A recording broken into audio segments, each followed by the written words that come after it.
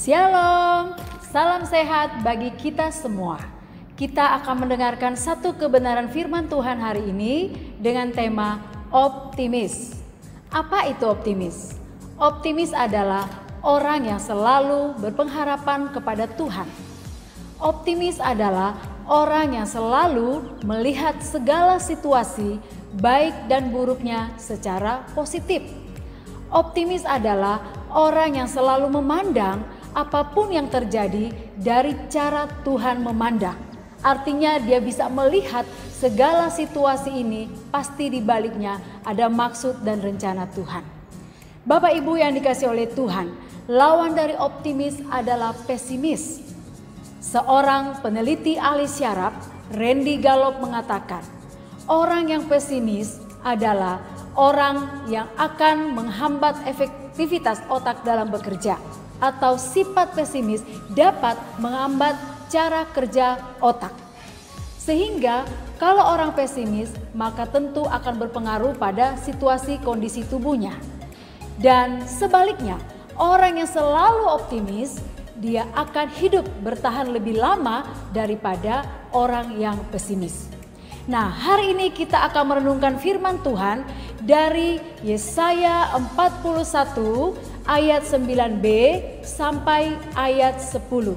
Firman Tuhan berbunyi demikian. Aku telah memilih engkau dan tidak menolak engkau. Janganlah takut sebab aku menyertai engkau. Janganlah bimbang sebab aku ini Allahmu. Aku akan meneguhkan, bahkan akan menolong engkau. Aku akan memegang engkau dengan tangan kananku yang membawa kemenangan.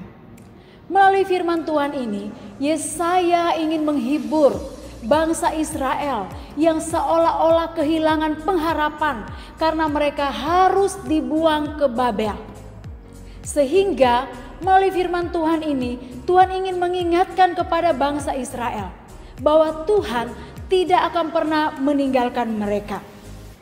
Supaya mereka mengerti bahwa sekalipun dalam pembuangan, mereka kehilangan hak mereka sebagai orang merdeka. Mereka tunduk di bawah penguasa, mereka tertindas, terjajah, tapi Tuhan sekali-kali pun tidak akan membiarkan mereka. Demikian juga dengan kita, secara khusus dalam menghadapi situasi pandemi COVID-19 saat ini. Ada banyak orang yang mengalami kesedihan, penderitaan, pergumulan. Tetapi kita mau belajar bahwa Tuhan tidak akan pernah meninggalkan kita.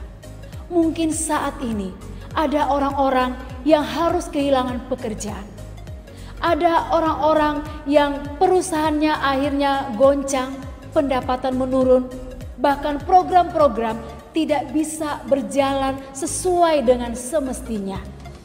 Bahkan ada saudara-saudara kita yang pada akhirnya kehilangan orang-orang yang dikasihi.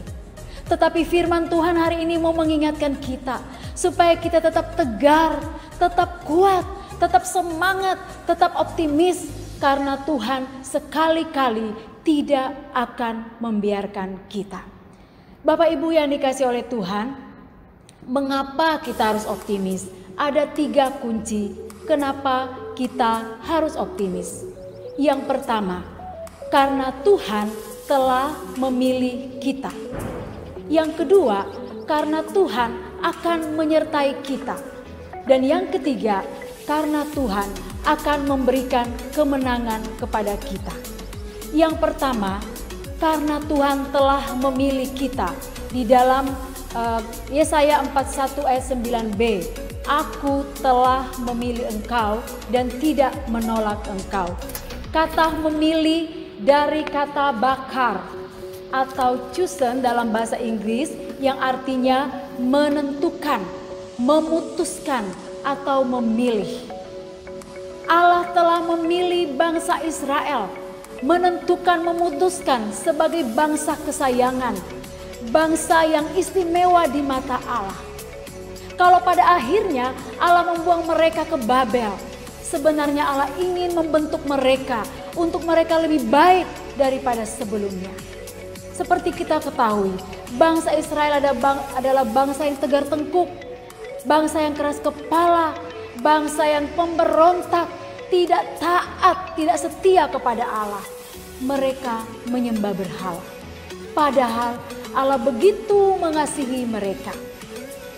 Sehingga mereka harus dibuang ke Babel karena Tuhan ingin memproses mereka, membentuk mereka lebih baik daripada sebelumnya. Demikian juga dengan kita.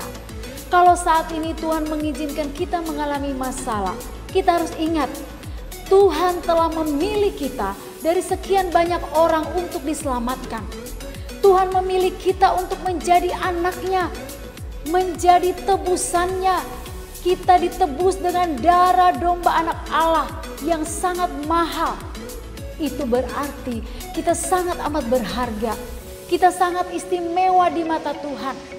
Kalaupun saat ini Tuhan izinkan mengalami persoalan, apakah itu penyakit, apakah itu ekonomi, apakah usaha kita semuanya tidak berjalan seperti semestinya, kita harus ingat Tuhan tidak akan pernah meninggalkan kita.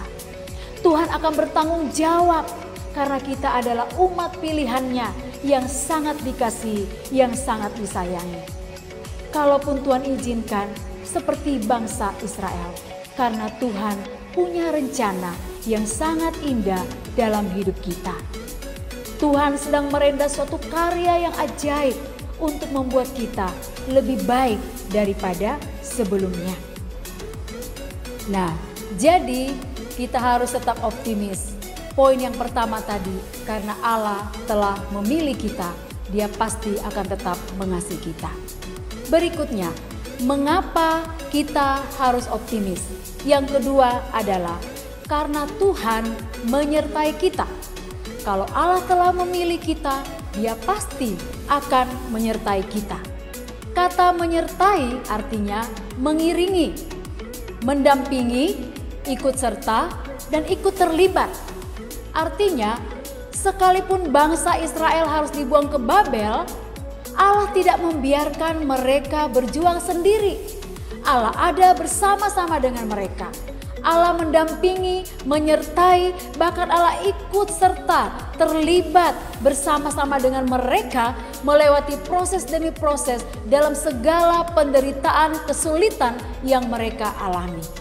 Demikian juga kita. Ketika kita diizinkan oleh Tuhan untuk mengalami pergumulan, Tuhan tidak pernah membiarkan kita berjuang seorang diri. Segala apapun yang kita alami, Tuhan ada di dalamnya.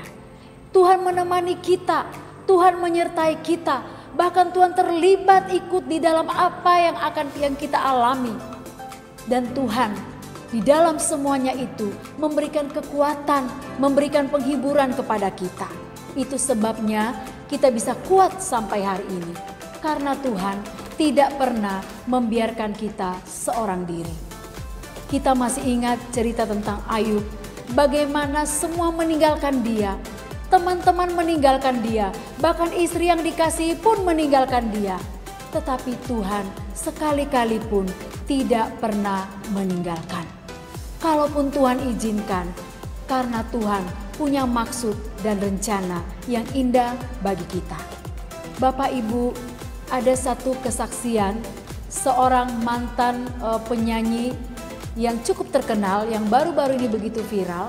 Dia nama grup bandnya El Kasih, dan dia dikenal dengan nama Nino, dulu namanya El Ibnu. Nah, pada masa-masa yang begitu luar biasa, ada banyak teman-teman yang selalu bersama-sama dengan dia. Tetapi ketika pada akhirnya Tuhan izinkan dia mengalami penyakit stroke, semua meninggalkan. Teman-temannya tidak ada, bahkan asisten yang setiap hari juga menjaganya akhirnya pergi meninggalkan dia.